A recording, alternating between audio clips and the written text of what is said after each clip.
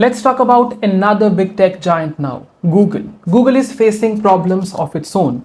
Let me ask you a straightforward question. Do you know what is Play Store? Well, it is a place from where you download all your apps. Pretty straightforward, right? But a recent court ruling has revealed that Google has been making some unfair moves to keep its power, to keep its supremacy over the app market. It all started with a lawsuit from Epic Games back in 2020. Epic Games, the maker of popular games like Fortnite, accused Google of using its control over the Play Store to block competition. This case has been dragging on for a while now, but recently a court made a big decision.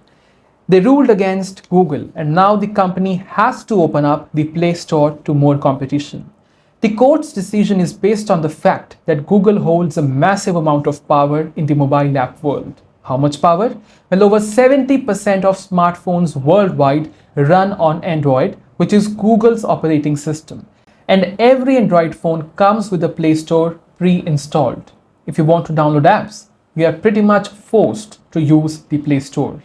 And this is where the problem starts. You might be thinking the developers, the people who actually make these apps, might be earning humongous revenues.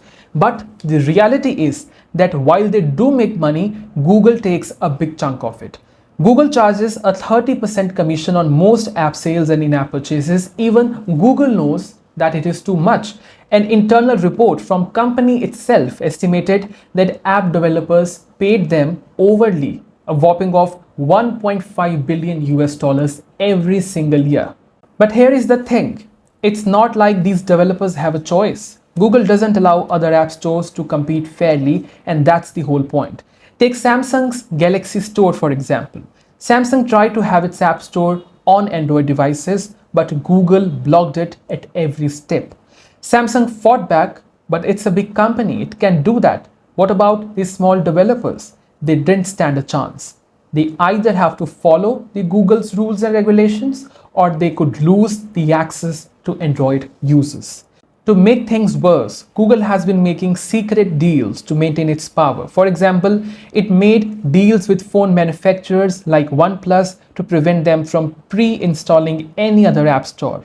Google even had special arrangements with apps like Spotify, which don't pay the same fee as other developers. So basically, Google has designed this complete system in which they decide which app is going to get success on the platform and which app is going to get failed on the platform. But now the court is saying enough is enough. You have to allow a fair deal of competition, a fair sense of competition, and you have to open App Store now. However, don't expect things to get ironed out so quickly.